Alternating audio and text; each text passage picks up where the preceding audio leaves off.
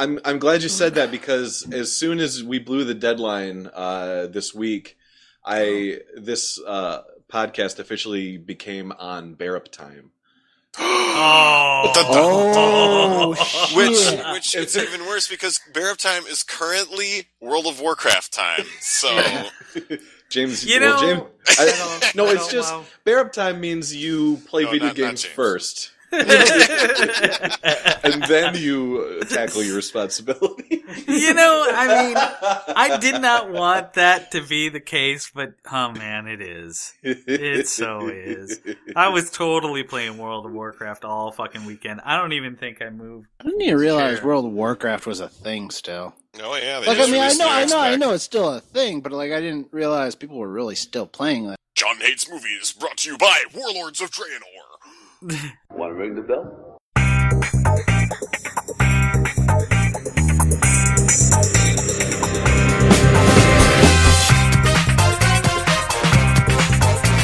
I'm taking it back. I'm taking them all back. I have come here to chew bubblegum and kick ass, and I'm all out of bubblegum. I'm a loner, Daddy. Rebel. I am the walrus. Hello, everyone, and welcome to Jon Hates Movies, the movie review podcast where my friends stop me from performing in my nouveau punk band, the Savage Johnnies, and instead force me to watch movies. I like it. This week, we have with us Eric Largent. Tally ho. We have Chris Arsenault. Savage Johnny. And we have Colin McMillan. John would not let me be in his band. And last but not least, we have James Barrup. Hello, I'm Piss McShinner, and we're the Savage Johnnies! Oh, no. I play the bass for the Savage Johnnies. My name's Piss McShitter. You want to make out? Well, my name's G.G. Allen. I'll go form my own band, and none of you will be invited. With blackjack and hookers. Yes. Actually, forget the band.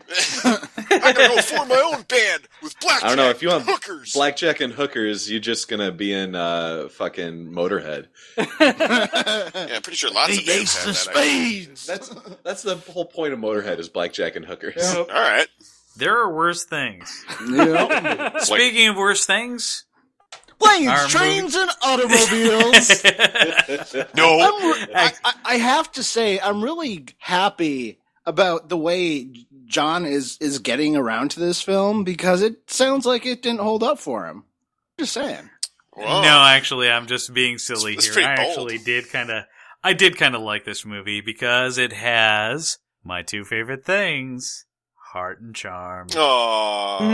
Yeah. It does have a lot of both of those things. Yes, it has a does. lot of heart. Where's the charm? You don't think John Candy has charm as I think Del John Candy's Griffith? got charm. I don't know. I love John Candy. I do too, but It's got layovers and beer-soaked mattresses. Well, now one thing I'll say about the beer-soaked mattress, Chris, and it sounds like you're not a fan, and I'll give you this one. Why didn't we see the beer spill on the bed? We just heard about it later.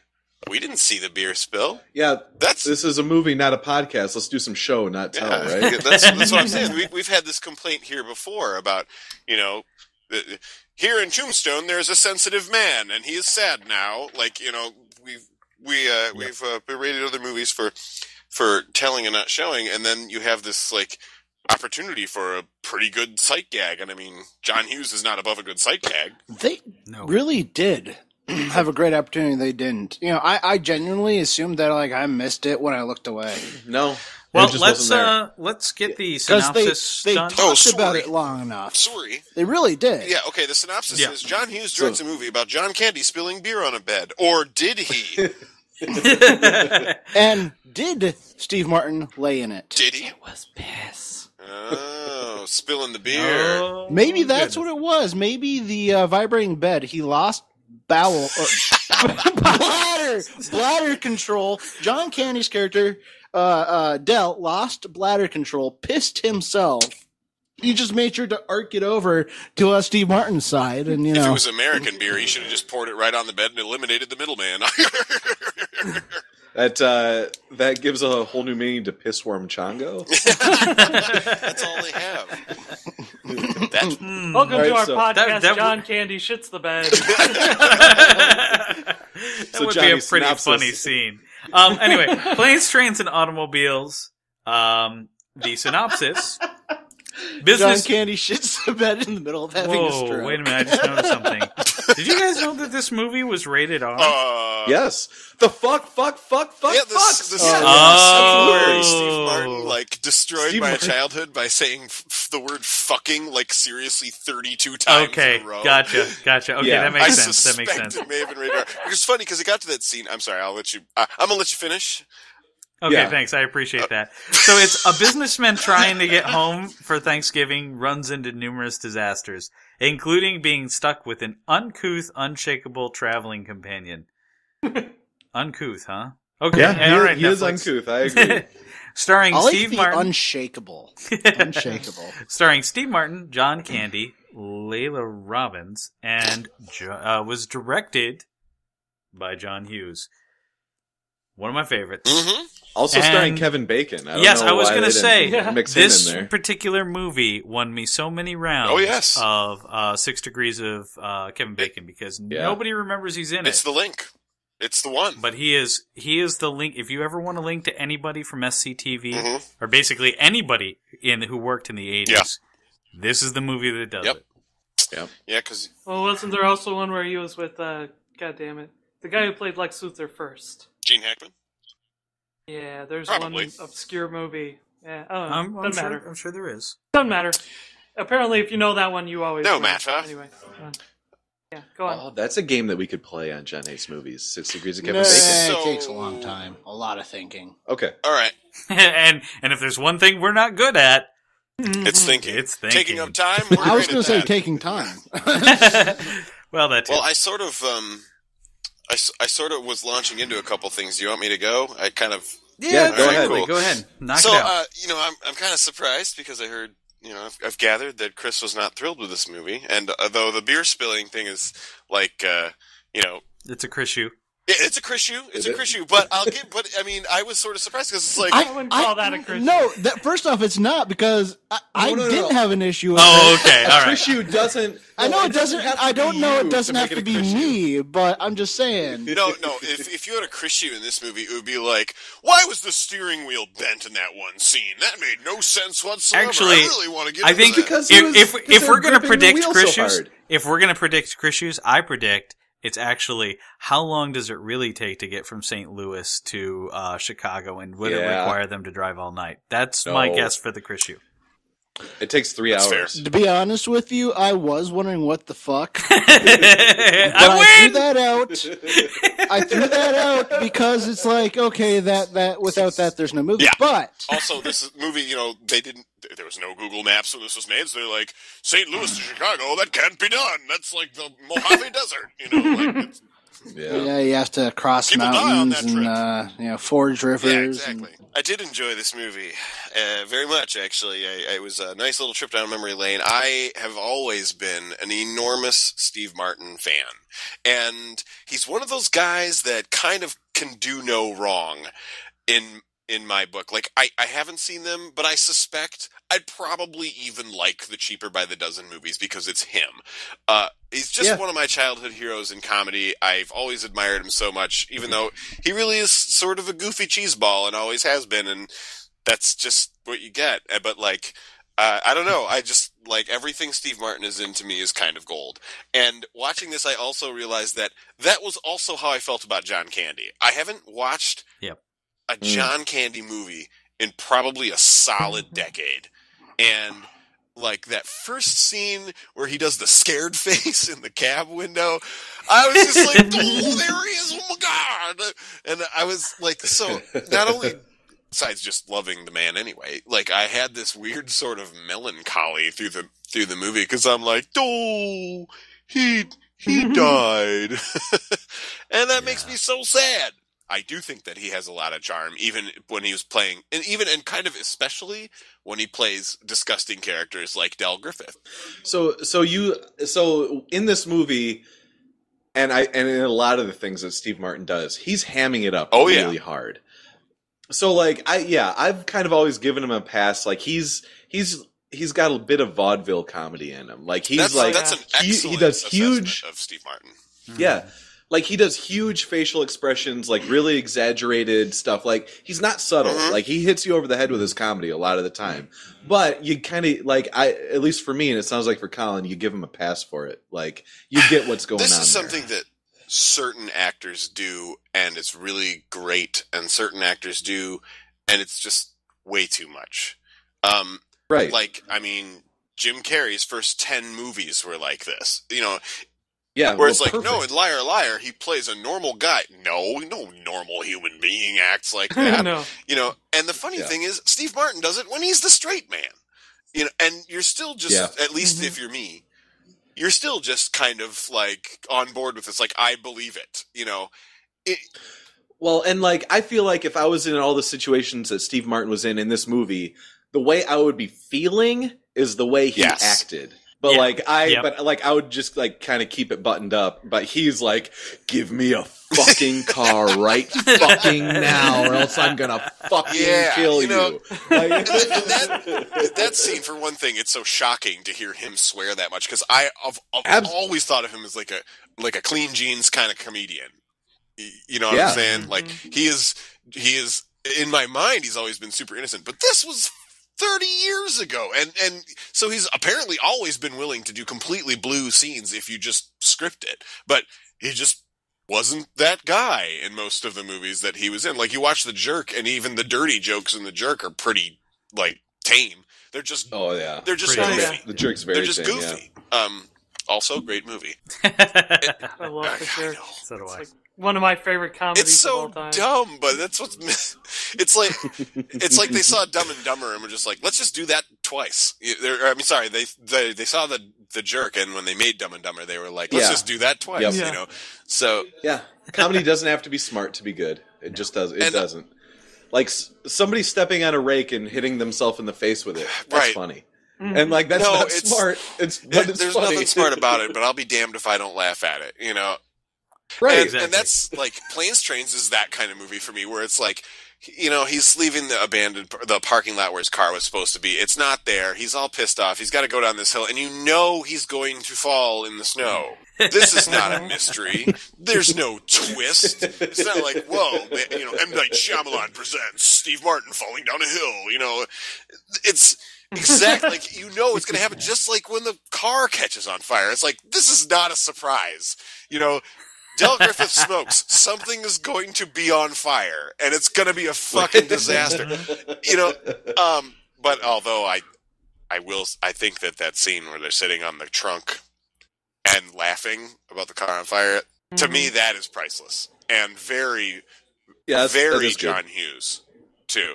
I would compare that to, if you've ever seen Tom Hanks in The Money Pit. There's a scene where the entire staircase collapses, and he's up at the top.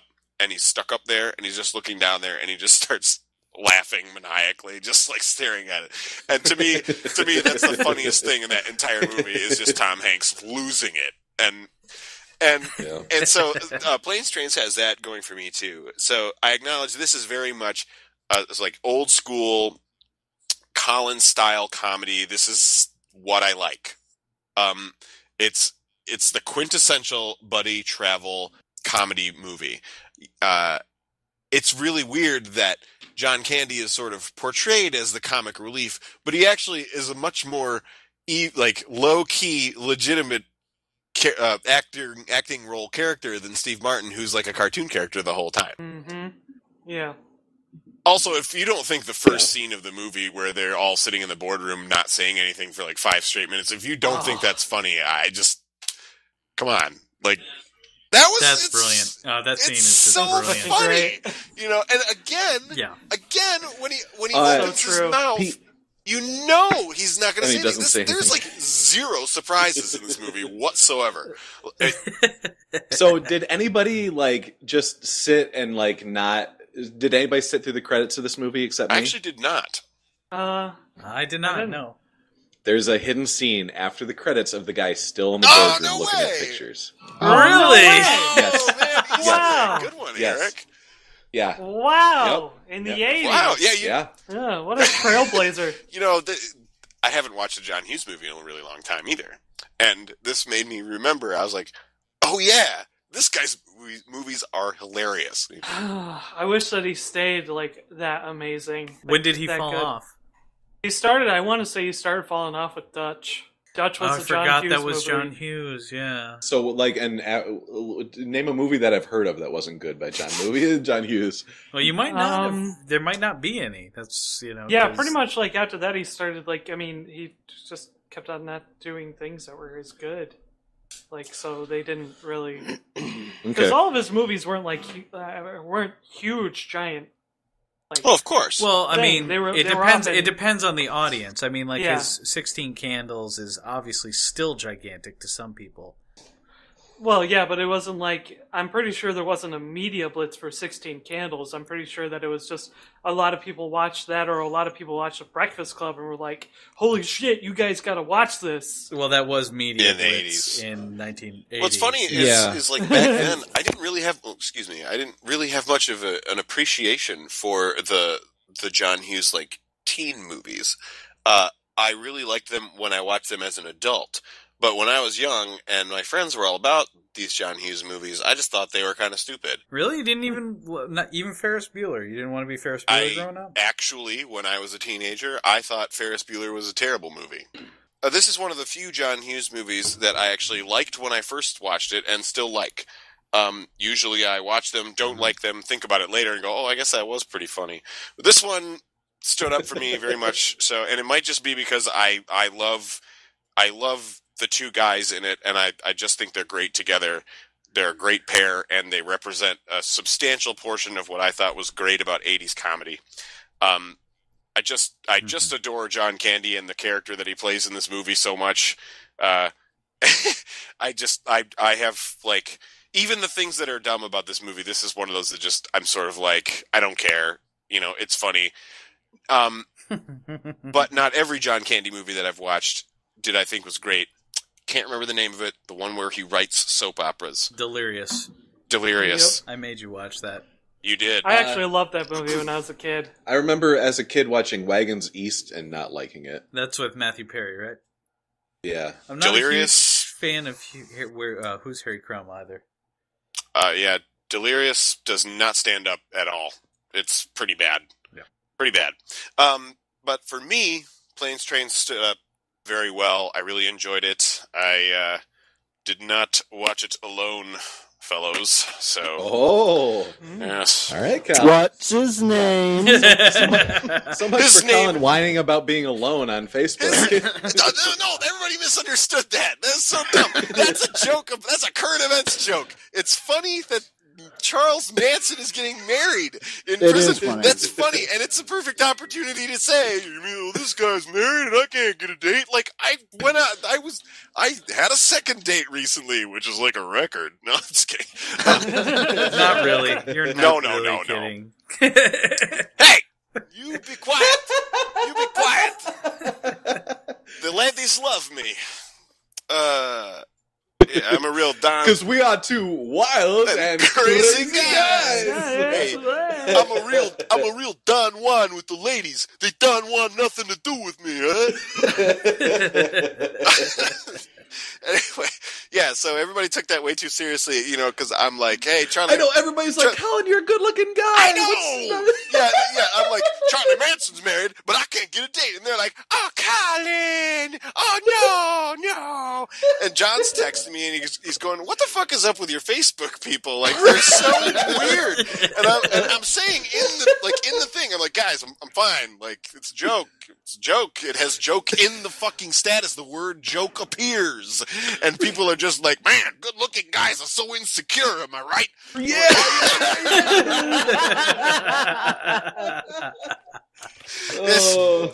Obviously, that must be my problem. I put that little that joke and the ensuing conversation in the top tier of activity on my Facebook, because this kind of thing happens with remarkable frequency, and that these really long discussions that are completely about just a total misconstruing of the intention of my status. Because I'll tell you what I post on Facebook. Everybody, spoilers, jokes. It's never serious. It's all bullshit.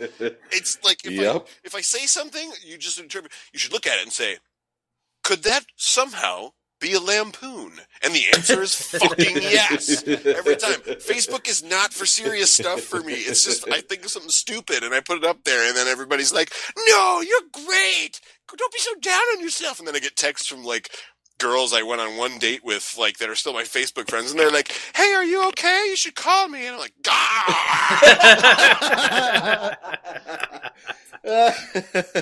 okay. So that's my review of Planes, Trains, Automobiles. I'm going to cut out your actual review and just put that in. Oh, please do. Just to recap, loved the movie. I'm really glad that we chose it. It was nice to have a refresher. Anyone can take it from here. I'm up next. Go for it, Eric. All right, so I had never seen this movie before. I don't know if I might be the only one again that hasn't seen a movie from our childhood. It's why we do the podcast, Eric. That's one of the things that I like about you, because you always have a nostalgia goggles free view of these movies. So if it's something from the 80s and you say it's good, it's probably not a shitty movie. Right. Yeah, like Karate Kid. Uh-huh. So this is an all right movie. Okay. Like, if Karate Kid is like a 9.5 out of 10, this is like a 6.5, like a 6.5 out of 10. Okay. So when I started watching this movie, I had that the same thing that was happening at the beginning of The Addams Family, where I turn it on and all of a sudden, like, I get angry. Like, so in the boardroom, like, that boardroom joke is really the most, like, miles away obvious joke anybody could have ever made ever. And then I acknowledge that. Yeah, oh yeah. And and then he gets out of the boardroom. He's like, "Oh, I've got to make it home, or you'll never make the 6 o'clock." And then it's like, "Oh, do you think he'll make the 6 o'clock? Is he about to bust his ass to, get to the airport and just to have something go wrong?" So I was like, "Oh shit, I'm gonna fucking hate this movie." So we're getting into it, and I don't know. At some point, I did pour myself a drink at the beginning of this movie, and like somewhere around you. That's so weird. I know. And somewhere around 40 minutes in, like, my whole attitude changed, and I don't know if it was drinks or just like the movie was starting to grow on me. John Candy. But like, you can't be mad at John Candy. No. I'm guessing it was the drinks. No, I do think the movie started to grow on me, like, because once, like, there's that whole scene in the motel where John Candy's like, "Look, I'm just a guy. Like, and we're just trying to get through this together." Like, and they go back to sleep, and they wake up. Yeah. Some game last night, huh? You're right. My favorite line in that entire movie. Where's your other hand? Between two pillows. Those are pillows. Right. I love it. Love so it. Like that's like some real hacky shit. Yeah. Like, but it was funny. Like, I did like, and like when he's like, tromping through the snow trying to get back to the gate, and the whole, like, so I like blue comedy. Like, I'm happy to go blue. One of my favorite shows is the Trailer Park Boys, and they like to be as blue as possible at all times. But the rental car counter scene, like, slapped me across the face. Yeah. Like, Yeah. like, it really did. Like, because the rest of the movie's so sweet. Right. Well, because if you cut that scene out of the movie, it's a PG movie. Yeah. Yes. Yeah. Like, I mean, I know there's some shits in there at some point. There's some, you are an asshole. I don't know. There's some asshole. There are, like, a couple other, like, mild swears. But, like, if you cut that scene out of the movie, it's PG. Like, and the ending is, like, so fucking Home Alone. Like, it's Really? Yeah, that's a whole. At least I don't know. It had that, like, yeah. But so Colin, you mentioned earlier the money trap. The money pit. Or the money pit. Sorry. And there are a lot of movies like that, like Turner and Hooch, or, like Meet the Family. and like this movie where the main character just has everything go wrong for them throughout the entire movie. Mm-hmm. And these movies bother me because like I identify so much with the main character that like I start feeling really bad. Like you are not the first person I've heard to make criticism of that style, and I think that that's totally legitimate. Because you're taking somebody that just is a normal person and you're just like putting them through a meat grinder for 2 hours, you know? Yeah. Yeah. So like it's funny to watch them squirm. No, right. So but like movies like The Money Pit, and Meet the Family, and you know, stuff where just everything goes wrong for the protagonist. Like I just after a while I feel beaten down and like it's, you know, I just don't want to go on anymore. So like that's, you know, that's something you know, kind of thing that gets in the way of me liking these kind of movies. But eventually the charm and the sweetness, like Johnny said, eventually won me over. And it was probably when the car burned down, or like when or like when he sees him lugging his big old suitcase through the cornfield, and it's like, oh, I guess I'll go help him lug his suitcase to the road. And, you know, like, I guess, you know, he actually cares about this guy, and they're having some good time. And then the second hotel room scene where they're just drinking minibar liquor and like laughing about their wives and stuff like that. Like I really liked that scene. Yeah, it's great. That's a really good scene. Yeah, so I ended up liking this movie, but I don't think I will ever have to watch it again. Like, I've seen it this time. It's not something I'm ever going to watch again. At the beginning of the movie, as soon as he gets out of that elevator and he's eyeballing Kevin Bacon, and they're gonna compete for a taxi. I don't know, that like hustle and bustle of the big city and like, you know, traveling or like having to compete to travel, and I don't know, just all that hustle and bustle shit bothers me. I don't know. And that music is so bad in that Yes. point. Oh, the music in this movie is terrible. Yeah. Yes. Yeah, for the most part, I don't think it's that bad, but no, that it's terrible. Scene especially is it is really terrible. But this movie marks the second consecutive movie that we've watched that has done its own version of Red River Valley in the movie.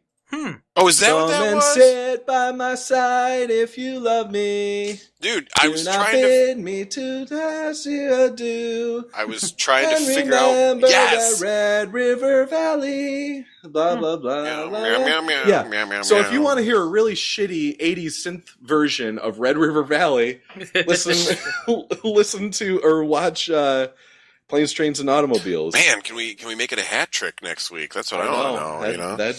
I have to watch another Western. I heard that song played in the movie, and it was driving me nuts because I recognized it, and I couldn't figure out from where. And like the person that was like talking to the girl I'm watching it with, I'm like, "That song, what is it?" She's like, "What song? The one, that one, the one that's playing. Don't you recognize it?" And she's like, "No, I don't think so. I think it's just music." I'm like, "No, that's a song. Like that's a yeah." So Colin, was that the Stephen second? fucking Foster. Was that the Foster? So I recognize it because that's a song that my dad would sing to me and my sister all the time when we were kids. In the truck? But he would do his dumb parody version about stepping in dog crap and stuff like that. Because that's how dads are. Oh, man. Can we get drunk and talk about how cool your dad is? Yes, we can. All right. We absolutely can. I'm in.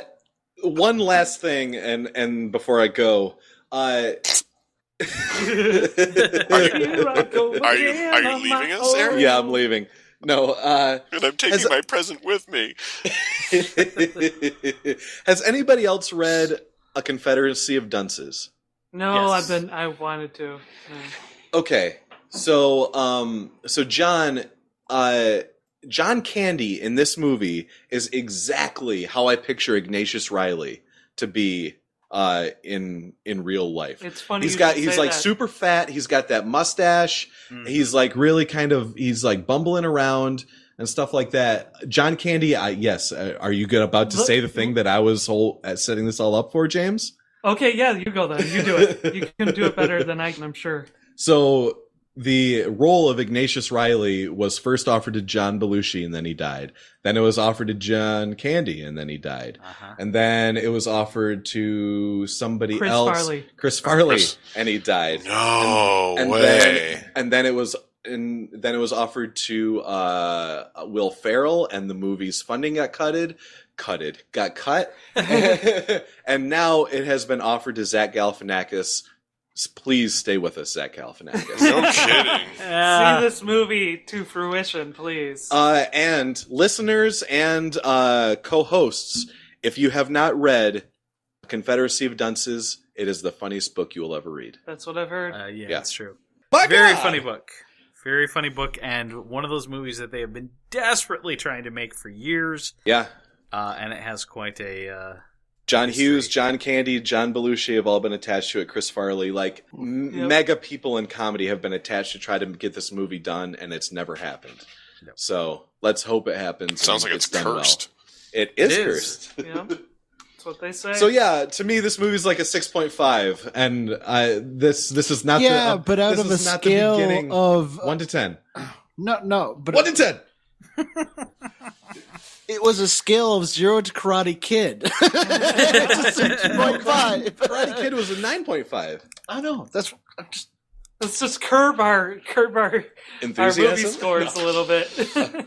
So yeah, that's my take. It's a fun movie, but for that one scene, it's family friendly. But but I guess kids earmuffs when he walks up to the ticket counter, and having a kid listen to the word "fuck" isn't going to destroy him. I mean, yeah. I wish that I heard more fucks when I was a kid. No, but when I was a kid, and I bet when Colin was a kid as well, if we were watching movies with our parents and some naughty stuff is happening, they either make us go in the other room or make us cover our eyes and ears. I went on my own accord. All right.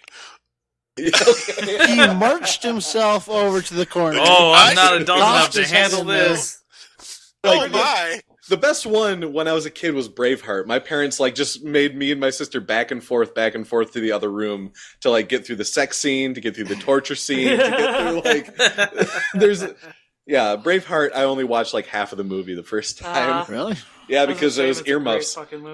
I recall really liking that. With cursing and whatnot, my parents pretty much just let me watch the stuff. What confounds me though is they were convinced, because I remember watching something and they're like, well, it's got a lot of language. And I'm like, no, it doesn't. I have no idea what you're talking about. That's bullshit, Mom. What are you saying?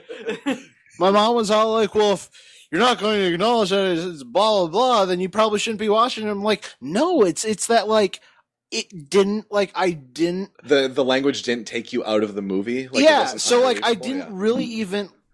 Remembering the movie, I don't remember the cursing. Well, in Planes, Trains, and Automobiles, the cursing takes you out of the movie. Fuck, yeah. My point is, the number one example I have of this was, my parents getting frustrated, or that whole conversation was because of Hudson Hawk. Oh. Wow. Oh yeah, that's got some weird filthy language in it. Right, but I don't remember any of it. Yeah. Actually, the movie that you're talking, that type of thing, I remember a friend of mine not being able to watch Backdraft. I saw Backdraft several times, and they were like, yeah, they say fuck a lot in the movie, and I'm like, they do? Right. Yeah.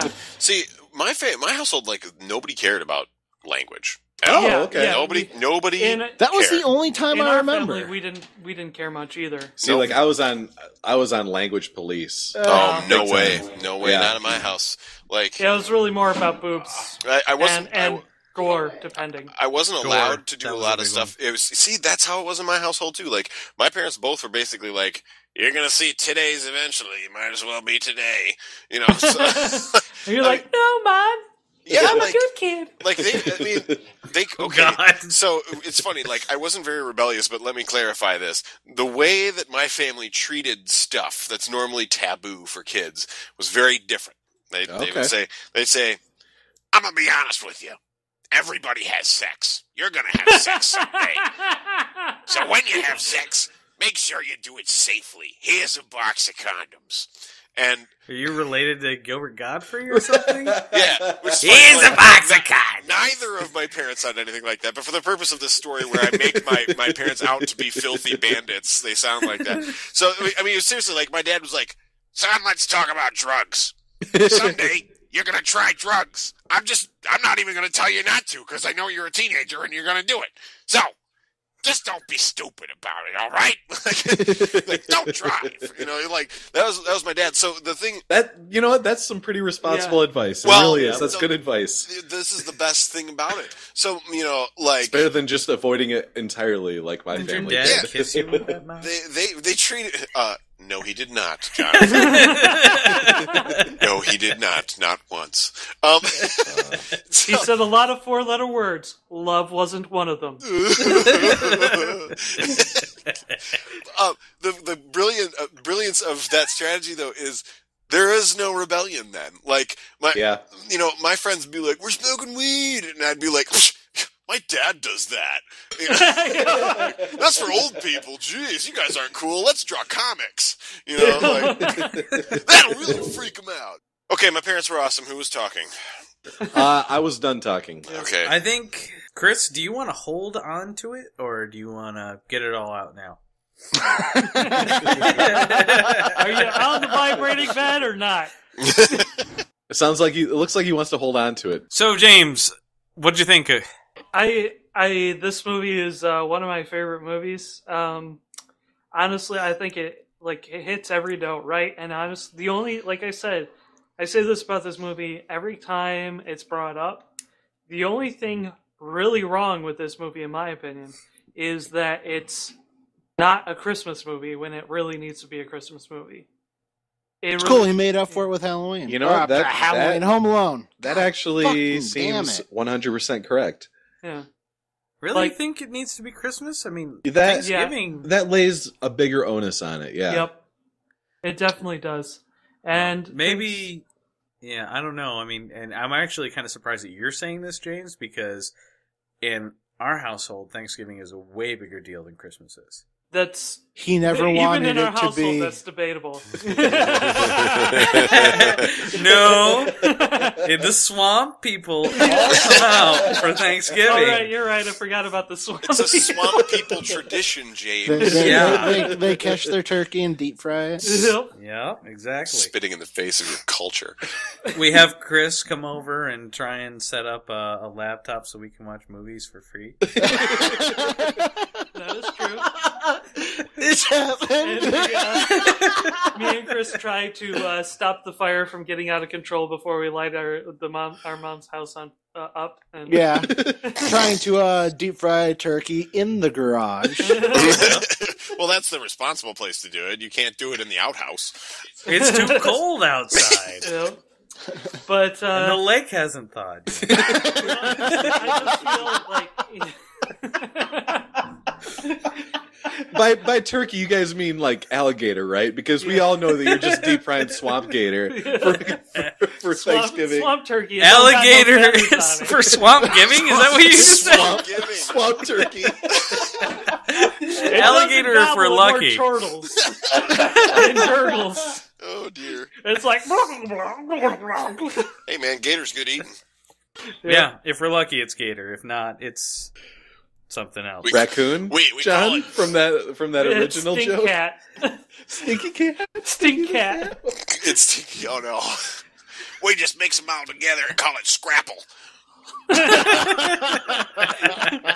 boil the head down till it's a big jelly of fat. Yeah, it's good. Yeah, you got it. Hey. Sure, I like it. It's good.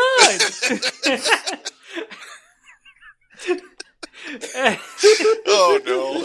Oh god, these are why my reviews take forever. Okay. Hey, we're doing really good right now. Yeah. But I feel like generally in America and across the seas, because let's face it, Thanksgiving means jack shit to somebody in England.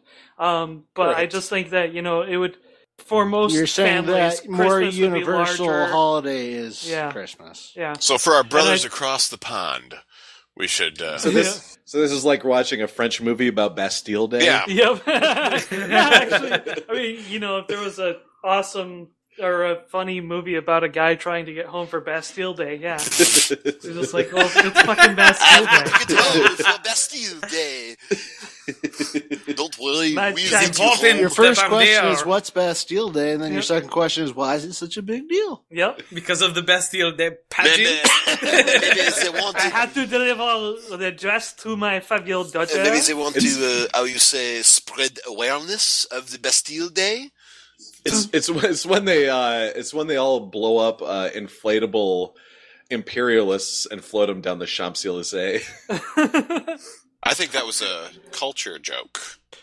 You could say that one floated above our heads. And Eric, it's and I brought it pronounced back to the ground. Champ Delicious. Thank you very much. Okay. And for the rest of our lowbrow listeners, farty poop wiener butt.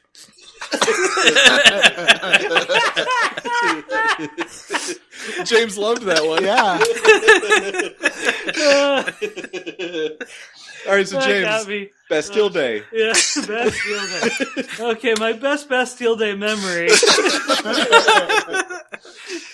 There's a review in here somewhere. Let's just kind of dig through all that. I think it's funny how everybody's just been like, yeah, I liked it. It was okay. And then the rest has just been jokes. Right.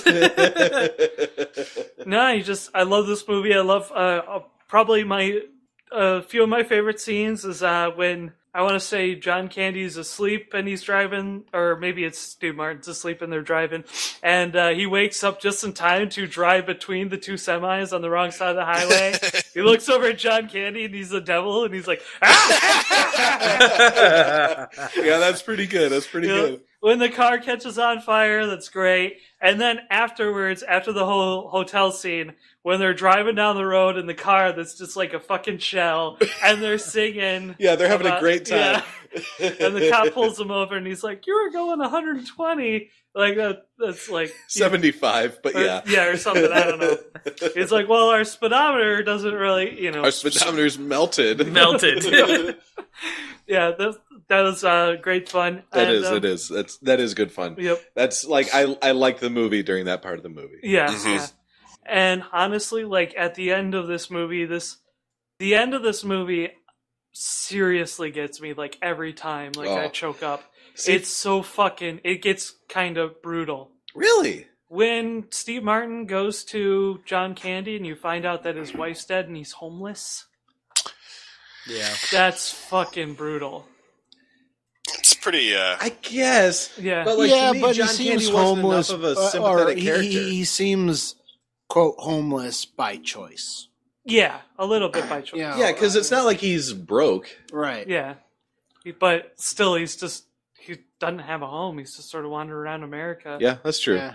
That's like, that always gets me. It's like, I guess he's homeless and the home is where the heart is kind of sensitive. And the fact that he doesn't own a house.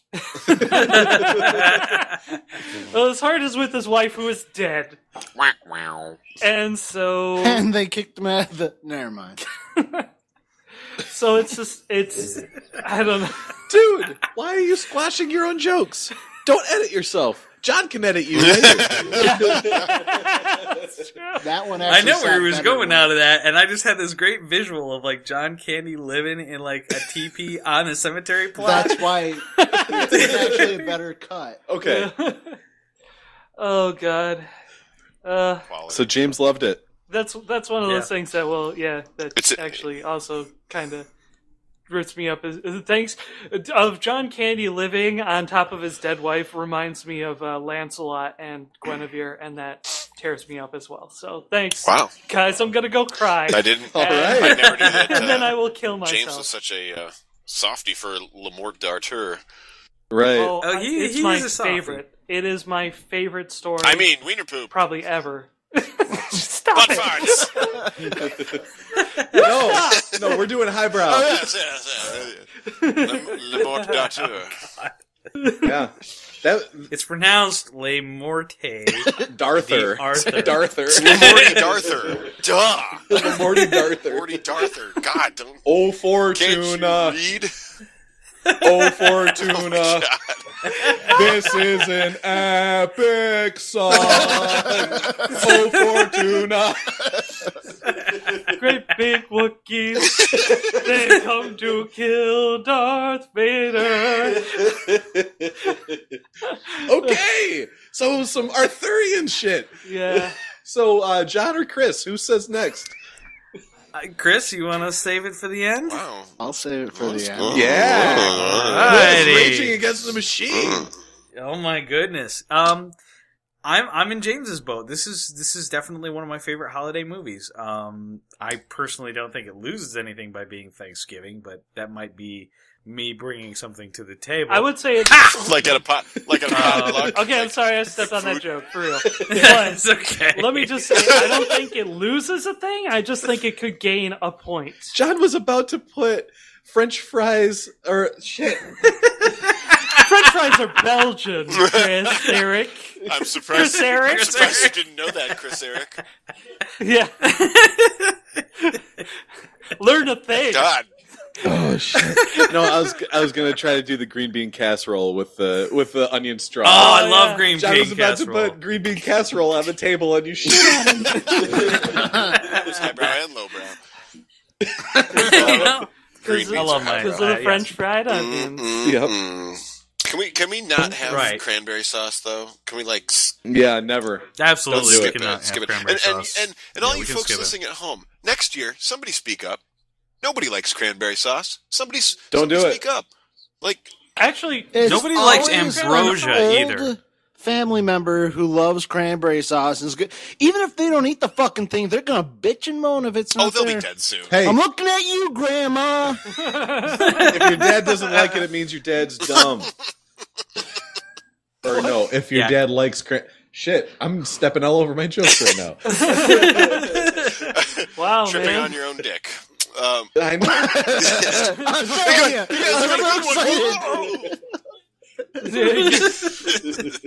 I just wanted to say, stepping on his dick. I know. I go all highbrow talking about Lamorty Darther, and Hey. now you're stepping on your jokes just like I would. I started it. Yeah. Morty Darther. I read it when I read. That sounds like an actress's name. Lamorty Darther. Starring Morty Darther as Alice. All right, so John. Cranberry sauce. Yeah. So John, I believe it's. Yeah, I mean, I don't think it loses anything or gains anything. Okay, wait, let me rephrase that. I think it's perfect as a Thanksgiving movie because more people travel for Thanksgiving than they do for Christmas. And, ultimately... No, I believe more people drink for Thanksgiving than they do for Christmas. Yeah, this is a drinking movie, you'd be right on. Oh, don't say that. My friend will make a drinking game out of this movie. I think it makes... This movie makes me happy. It's got a lot of charm and heart.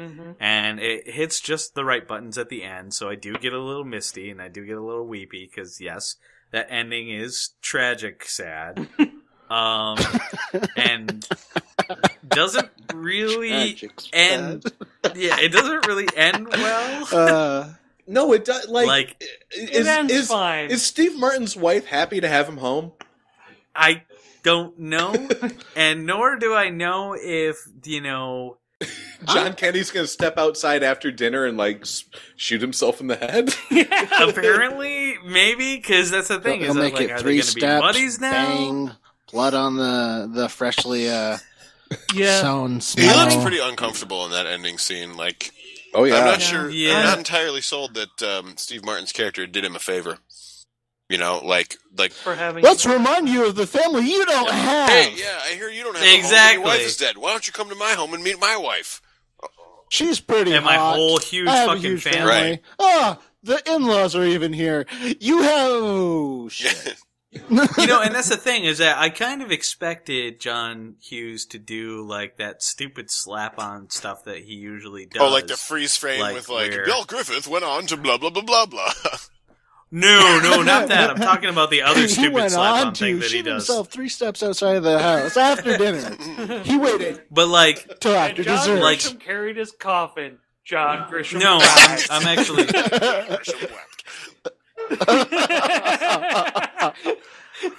No, what I'm referring to is that kind of weird thing that John Hughes liked to do, where basically I would have expected this movie to end where, like, Steve Martin has a relatively cute sister-in-law that is somehow interested in Dell. Everything is going to be they make okay. eyeballs. Probably would have done him a lot Exactly, because he does those kind of like everything is going to be everything okay works out in the end.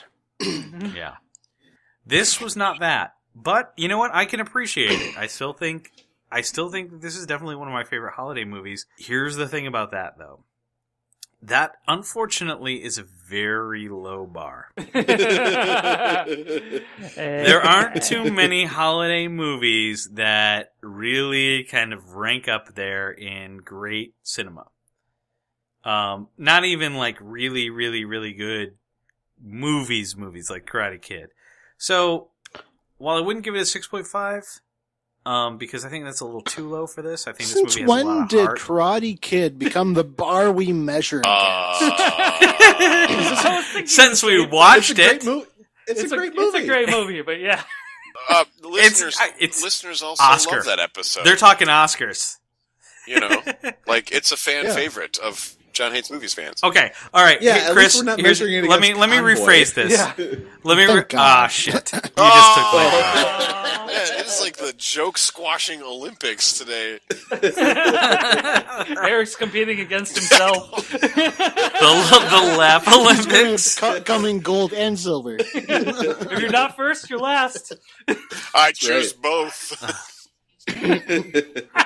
Okay, but the general gist of it is that I definitely don't think that this is, that this deserves to be rated low, but it's certainly not a super great movie. It's a movie that you can dust off for the holidays and feel good about watching, but it's not.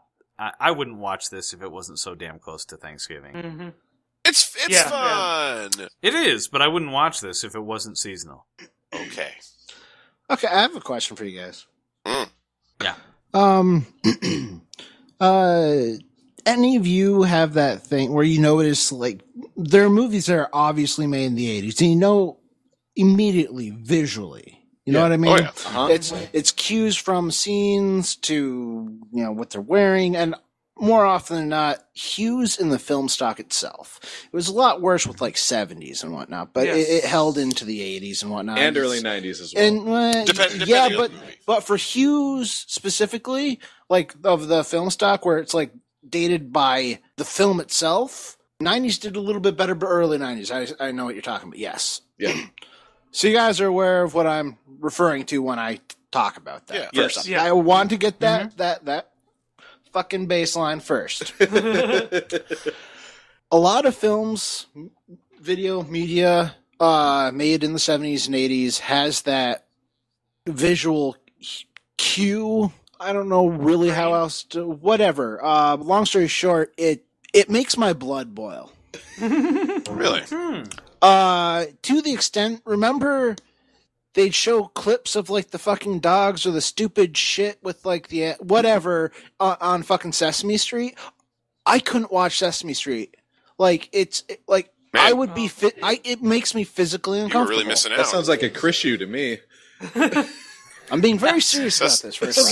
Sesame Street was a great show, but those clips did have terrible film quality. Yes. So like I said, it irks me to my very core. And so I walked into I kind of knew about this film anyway. I've never been a fan of this film. I've never really liked it. That on top of it, I did not want, we've joked about not wanting to watch movies. I really didn't want to watch this movie because I was actually becoming starting to have an anxiety attack about watching this movie. Whoa. I watched this movie and had to I spent the rest of the day trying to decompress. I was, it made me so uncomfortable. Literally vomiting. Spinning 360 vomiting. Painting the walls. So wait, okay. So that film quality bothers you so much. how do you do like Mad Max and RoboCop and all He doesn't these, like RoboCop. I don't like RoboCop at all. But And that's totally the other thing. But Mad Max, here's the thing. It is gritty, but it doesn't. Well, it's got Mel Gibson. It's gritty, and it kind of sucks, but it has a different, like. That sounds like a Devin review to me. Yeah. Well, no. I'm not saying it's a great film. I'm just fine. The difference, the grit of the film suits the movie's right. style. First off, it does. Yeah, it comes off as an aesthetic, and it doesn't have the abnormal, like, it's in the yellows and blues or whatever. It's fucking does something. So are you saying it adds? Well, there are some films that I can get past. It adds. But here's the thing: this isn't a good enough film to get past it. I genuinely don't like this film. Okay, first off, I want to say Steve Martin and John Candy, fantastic. Wait. They did a lot of other films I fucking love. This basically is the same as Mad Max. They're driving around a bunch of busted ass vehicles. It's like the same movie. Mel Gibson. Sorry. Okay. Pizza. Okay. And like I said, probably because I went into this with like a. Sorry.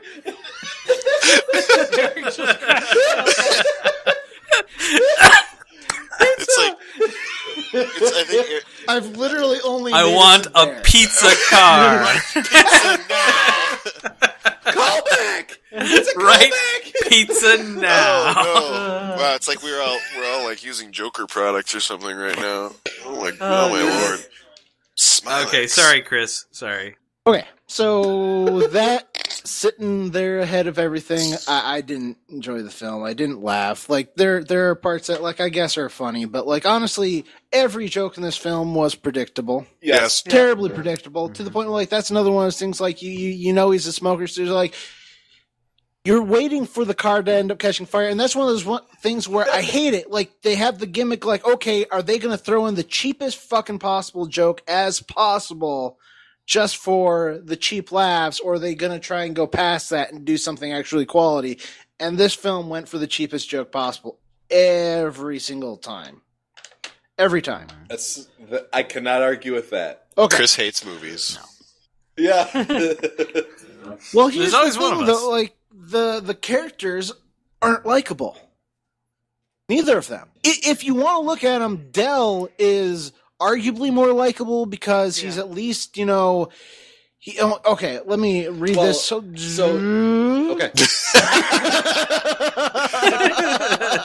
Wow. Okay, so the movie is supposed to play off the awkward odd couple paradigm, right? And you have the boisterous, well-meaning, idiosyncratic character, John Candy, Del, teamed up with the self-involved, quick to anger, self-pitying, turn to outward rage character, Steve Martin, Neil. It was Neil, right? Who cares? Yep.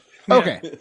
So, well, here's what, if you've ever dealt with either of these types of individuals, because they exist, certainly they fucking exist. Yeah. They're both annoying as fuck. But Del, at least while being terribly incident prone, is genuine. He's a genuine person. And genuine. He means well, and he is himself a good person. Whereas Neil is one of those people that the people around him that like will always, well, he's really a good person once you get to know him. The truth is no, he's not. He's a terrible human being because frankly, there is a time and place for forthright anger. And there's also a place for being an adult and a respectful human being, and he's capable of feigning, but not of being those things. And if you've ever worked customer service, I know Eric can back me up on this one. Yes. You deal with these just outrageous, outlandish fucktards that think they're the sole person in existence and that everything is surrounds them to suck their dick. Well, I was gonna offer pizza. Yeah, pizza. to suck the sauce off their pizza slice. They are monoliths. It is true when you put a counter between people. Some people become truly heinous. Oh yeah, right. And the genuine nature of the character Neil is shown at the very beginning of the film when he is racing the other fucking dude. Not really that important. All right, competitive, that's one thing, but it's actually right after that when he's trying to like pay the guy off to get the fucking cab, right? Yes. Mm-hmm. He's establishing in that single point that he is more important than anyone else and that he can throw money at a problem to get his way because he is more important than other people. That's true. And that other people are only worth as much money as he feels like throwing. I'll give you that. And then he scoffs at the amount. And then later in the movie when he doesn't have that power, he totally loses his shit. Yes, he does. Now, here's the thing about that. I cannot fathom... This is how he acts outside of his family dynamic, but from the moment we were introduced to this character, he's a shitball. I refuse to believe that at home, he is not just as big of a flaming fucking ball of shit. Oh, so that's why the wife didn't want him back. That's what I'm saying, like, because she doesn't seem like she's all that happy with him. You know? All right. Like, and part of it she just totally surprised that he actually came home. Who knows? Well, before this business trip, he told me he was going out for a pack of cigarettes. Right? All right, but that's the movies. And then he comes home with a strange dude with a really thin mustache. He's gonna be living with us for a little bit now. The movie spouts filthy dishonesties, usually reserved for Disney and rom-coms. That the grand gesture at the right time will bring the whole world together. That there are true inklings of humanity in all people, and that love conquers all. Right? Yep. Yeah. Right? Yep. Yeah. Well, it's bullshit. Yeah, Chris, you completely turned me around. You've got me on your side, you man. Whoa. And but anyone, even a lonely and depressed loser, even not sound of mind, would have walked away. Dell would have walked away after Steve Martin's character, after Neil went just rage cage on him, fucking, just cutting and digging and chipping away at him. Dell would have left because even someone with anyone with enough self-respect, and I'm sorry, Check Andy. Dell's character is a good enough person and a decent enough individual, and he deals well with people, he would know that you can't turn around such a sleazeball. Yeah, that's a pretty good point. You would have walked away. When you're losing. If you're totally depressed and really want to be around someone or something for the holidays, you know what? There are fucking soup kitchens, man. And they're going to be a fuck ton nicer to you than Steve Martin. That's... Well, yeah, I mean, after I got... Chris, you haven't said anything yet that isn't 100% right. correct. So, this is what I would like to see happen. Oh, boy. James is just seated over here. We're going to get the original... We're going to get the original film stock, and we're going to burn it. And then we're going to go out into the New Mexico desert, dig up the E.T. cartridges... that Atari dumped there, dump the ashes in the hole, piss on the ashes, cover it back up with the ETs and dirt, then launch a strategic nuke at the landfill, and then cap it all off with a fence, with a sign that states clearly, "Keep out." Ebola. And that's so we don't draw curiosity or fascination in the masses, and so they find it. So you're saying this movie put you in a state of mind where you would drop a nuke on American soil? New Mexico. Area. Just not to the area. That's all. I just want to make sure nobody's around there. I'm not sure that saying after. I don't care about before. Oh, okay. That's to clear the area. Right. I'm not sure if it's worse to say that or or to lump it in with Atari ET. Chris wants to fucking turn this movie into Glass from the stratosphere. Here's the thing: from orbit. When something's terrible, Atari did it right. They buried it in the desert. Oh man!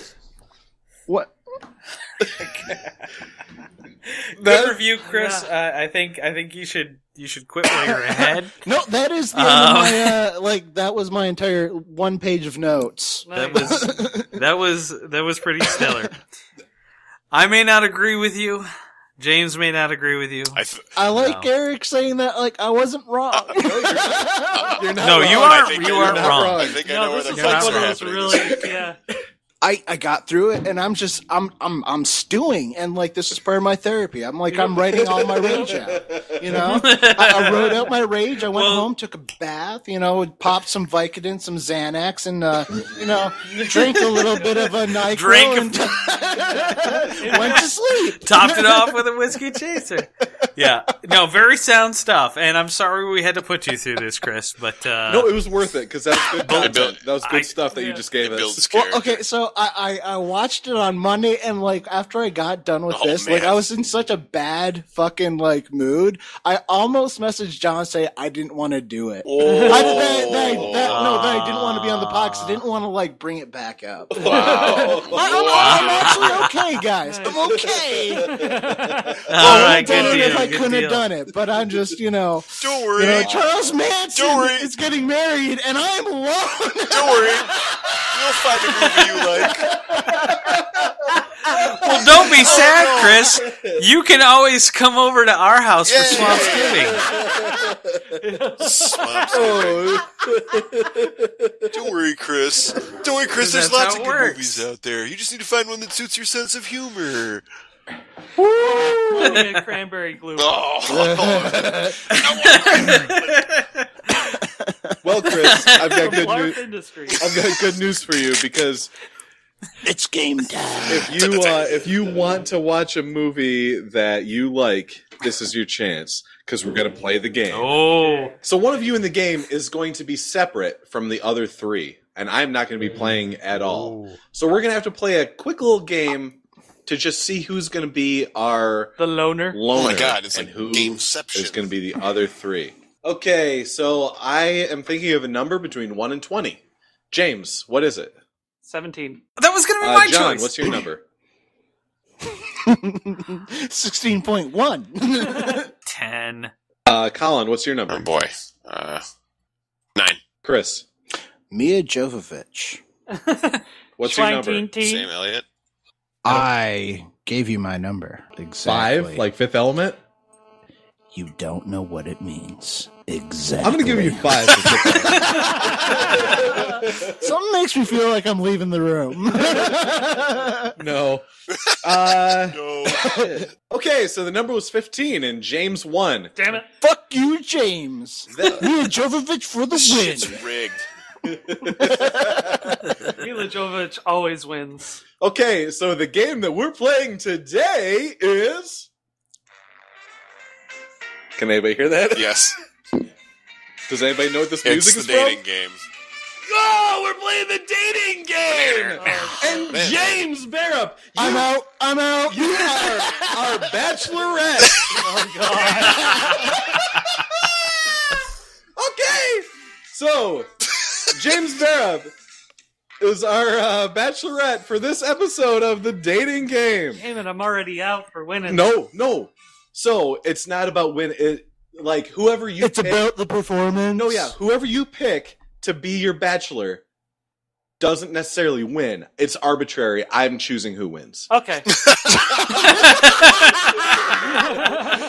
it takes the pressure right off you. I don't have to win. I just have to fucking perform. Wait. All right, so James, this didn't work with sex. I don't know how it's going to work. So James, you're our bachelorette for the dating game. Tell us a little bit about yourself. I like long car rides, several day long car rides from St. Louis to Chicago. In the trunk. Yep, I like to turn cars into convertibles all by myself. Wow, auto detailing. Ooh, that's hot. Yeah. A lot of auto-centric interests here. I've been known to spill mysterious, non-existent beers on beds. All right. So, all these three bachelors competing for the chance to take James' hand. Number one, first off, we have Bachelor number 1, John. John, tell us a little bit about yourself. Hey, baby. I'm 6'5", 350 pounds all muscle. I like doing stuff. Okay, nice to meet you, Bachelor number 1. Triples. Bachelor number 2 is Colin. Colin, tell us a little bit about yourself. How you doing? Let's see. I grew up in a small town, not too far from wherever you live. Real nice country out there. My parents let me basically do all the drugs that I want, but I didn't do that many, not that I recall. Okay, nice to meet you, Colin. And Bachelor number 3 is Chris. Chris, tell us a little bit about yourself. This sucks.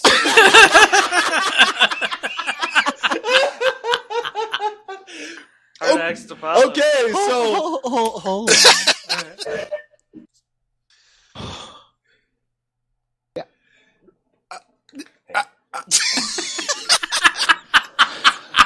Tell me that's it. All right, Chris, Bachelor number 3. Chris, tell us a little bit about yourself. Hi, I'm Chris. My mom really wanted me to meet new people, so I came on the show. Okay, Chris, John, and Colin, thanks for... This is time to play the dating game. I'm very excited. All right. So, Bachelorette, I've got 4 questions prepared for you to ask each of our bachelors, and a 5th question that you can come up with on your own. So start with question number 1. So, my mom does a lot of stuff on her own. And Bachelor number 1 is John, who you will be addressing this to first. Okay. All right. So, okay. All right. Yeah. All right. Bachelor number 1. What famous movie date would you take me on, and why? I would send you some mail via AOL, and you would own a bookstore, and I would be a dude who also owns a big bookstore, and we would meet in a coffee shop, and you'd be wearing red. Okay. All right. Bachelor number 2. What date would you take James on? Well, if we're gonna do movie dates, I got a move that I call the Suicide Kings, and it's where I take you back to my place. I tie you up to a chair, duct tape your wrists, and then I proceed to get in a fight with my friends in front of you. That's a good one. That's a great one. Thank you. Bachelor number 3. What famous movie date would you take me on, and why? Well, sounds like you're really into cars. So, I'm just wondering if, you like autoerotica? Because there's a movie called Crash where these people have sex in cars. Okay, that sounds like an excellent answer, Isn't that the racist one? So one with James Spader. Cronenberg. Yes, Spader, thank yeah. you. I have to look Cronenberg. up James Spader's IMDb just to really remember what the fuck the name was. Okay, Bachelorette, it sounds like you got some real interesting answers. Question number 2, we'll start with Bachelor number 2. That's Colin. Me. Okay. All right, Bachelor number 2. Which romantic leading man would you describe yourself most like, and why? Oh boy, that's a good question. Let me give some thought to that. Let's see. I would compare myself to Sylvester Stallone because I'm very oily. I just glisten, constantly dripping, sort of shiny. And if you could like slide me down a bowling alley and get a strike, but I might jam up the machines. So yeah, I'm definitely a Stallone. You want to ring the bell?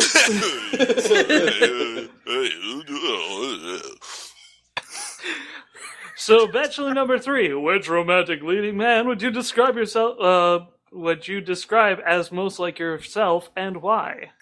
Well, I think My mom kind of says I'm a cross between Charlie Brown and Gilbert Godfrey. I can relate. Oh.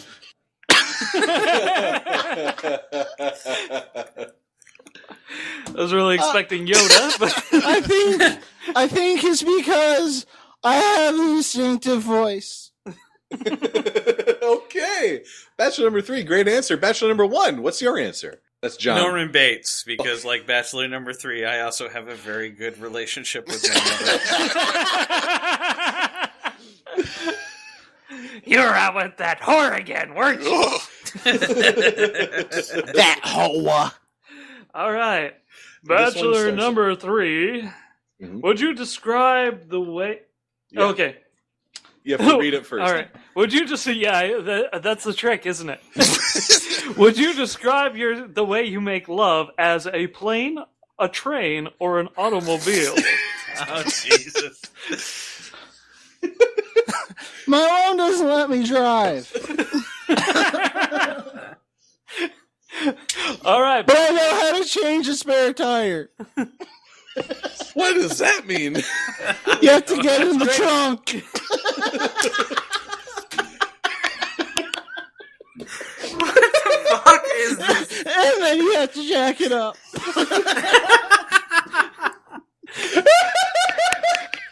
That's great, because I have a great big spare tire. Bachelor number 1. How about you? Plane, train, or automobile?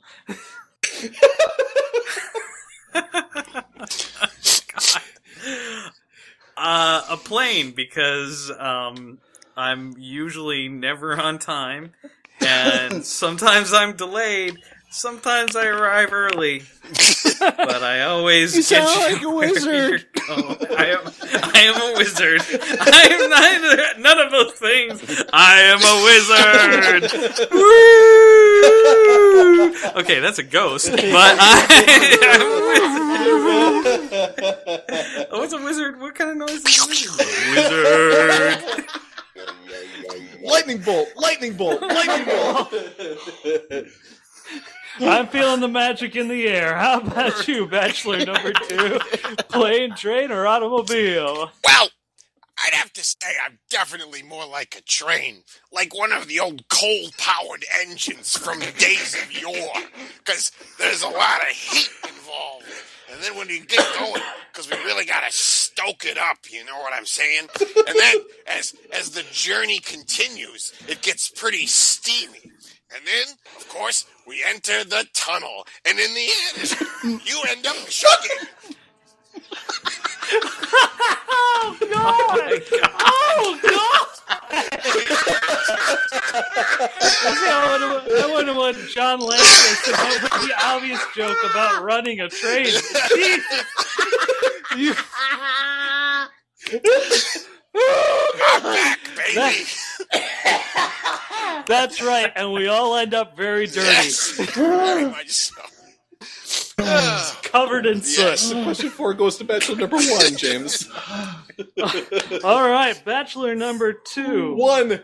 Bachelor number All 1. she can think about is number 2. I can relate. It's a wizard. Wizards love trains. It's Harry Potter. Everybody knows that. I'm surprised you didn't know that. Bachelor number 1. Which leading lady would be your dream date and why? Oscar the Grouch? That's my final answer, Regis. All right, the wizard who loves Muppets. I love it. You sound a lot like Jim Henson to me. Bachelor number 2. Which leading lady would you choose and why? Can we just string all of Colin's answers together? Well, excuse me. Well, at this point, I'd like to say that my ideal leading lady would be Brittany Murphy because she looks like she's on drugs, and in her current condition, she can't run away. Oh my God! Wow, Bachelor number 2, I'd say you no longer stand a ghost of a chance. Number 2.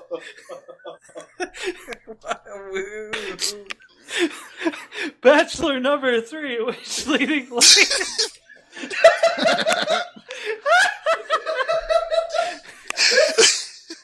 Oh, dearie. Bachelor number 3, we're gonna need an answer. Which leading lady would you choose and why?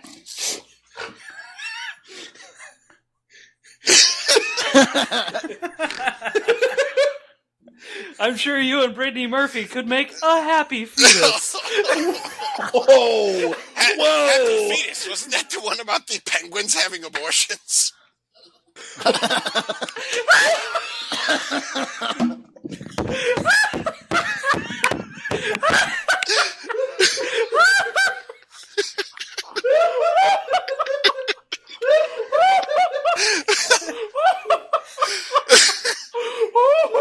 Oh no. Can we? All right. I'm dying. Oh God, I'm Brittany Murphy.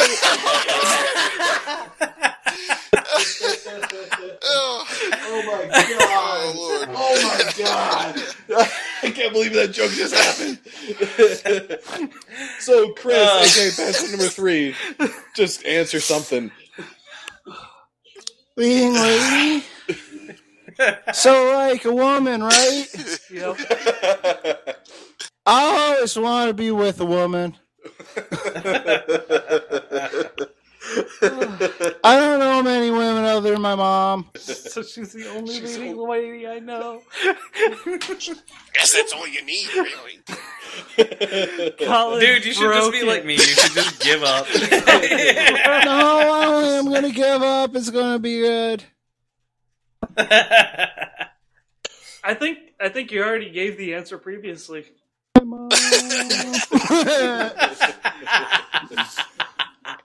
Probably right. So, listeners out So there. Eddie Murphy as well. Eddie Murphy. I mean, Edie Murphy. I mean, Mila Jovovich. Yes! Mila Jovovich always wins. It came back around. Okay. What is that? What is happening in this podcast? Came back around. Bachelorette, I believe you have one final question you want to ask, starting with Bachelor number 2. Yes, and let's be creative. Let's try not to cover a previous ground with this one. Or uncover previous ground. That's my kind of guy. Who am I addressing this to first? 2, Colin. 2? Okay. Bachelor That's number me. 2. What product from Vlarf Industries would you bring to me or give to me as a present for our third date? Wow. Traditionally, the third date is the date of the Schmunkelrater, of course. However, I like to change things up, and I might bring you the Vlarf Industries pocket shower with the telescoping cleaning stick to get into all those tight, hard-to-reach places. I'll even help you use it. But you know, I'll spare no expense. That's right, I'll get that pocket shower in a limited edition, precious metal-coated edition. That's right, you will be receiving on our third date a golden shower.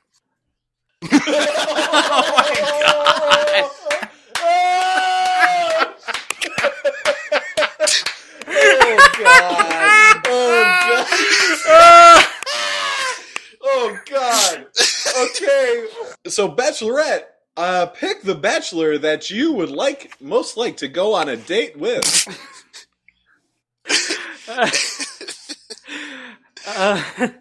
I'd have to go with Bachelor number 2. I think we are the same type of people.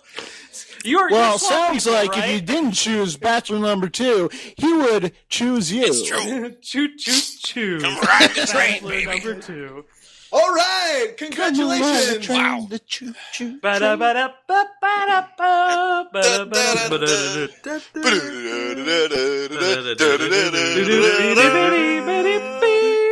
Why not a little Spanish? All right, congratulations, Bachelor number 2 and our Bachelorette. You too will receive an all-expenses-paid trip to Cleveland. Yeah! Cleveland to go on your first date. Okay, yeah, and game over. Colin won. James, you did have a chance to win, unless somebody slam dunked it. Yeah, and Colin fucking crushed it. God damn. Man. Hey, I knew you could do it. I started. Yeah, you did. You did. Everybody started real strong. Yeah. Oh yeah, Chris, your character was good. I liked it. So I saw the writing on the wall pretty much immediately, and I was like, you know what? Your first character, but you almost got it back with none. I'm a wizard. I should have just started with the wizard. Okay, so Colin, what are we watching? Considering Chris's claims about film quality and old movies bothering him, he might not be happy, but we are going to watch Stand By Me. Oh, all right. Oh, Another wow, Jon okay. Hughes, isn't it? I don't think that Hughes directed the story. This story is Stephen King. Yeah. Sorry. Stand By Me. The Body. Right. No. Stand By Me. Interestingly enough, the thief that robs their room in Planes, Trains, and Automobiles is one of the bully kids in Stand By Me. The pickpocket guy. Yep. I was unaware. Yep. Way to tie it all together. I think that's why I was thinking, because I was doing some IMDb hopping too. Yeah. Holy shit! I have a headache from laughing. Yeah. So That was so fucking Well, at solid. least let's see if we was can. funny, even though Planes, Trains, and Automobiles was not. So that's it. Next time on Jon Hates Movies, we'll be watching Stand By Me. Stand by me. Whoa, Stand by me. just as long Oh, as you stand. Stand by by me. me. Stand by me. What? Darling, darling, stand. The fat kid from Stand by Me. Sorry. Jerry O'Connell. Eddie Vedder. Is young. And the land. Oh, See you next time. See you next time, everybody. You can listen to our podcast on iTunes, the Stitcher app, or directly on our website.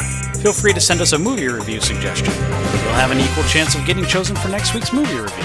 You can reach us through social media, either by liking our Facebook page, Jon Hates Movies, or following our Twitter at Jon Hates Movies. Our music was composed by Kevin MacLeod. You can find this track and many more on his website, incompetech.com. Thanks for listening, and tune in next week to hear someone say, Ernest rides again, then Ernest goes to one. camp, Yeah, then probably Ernest Scared Stupid,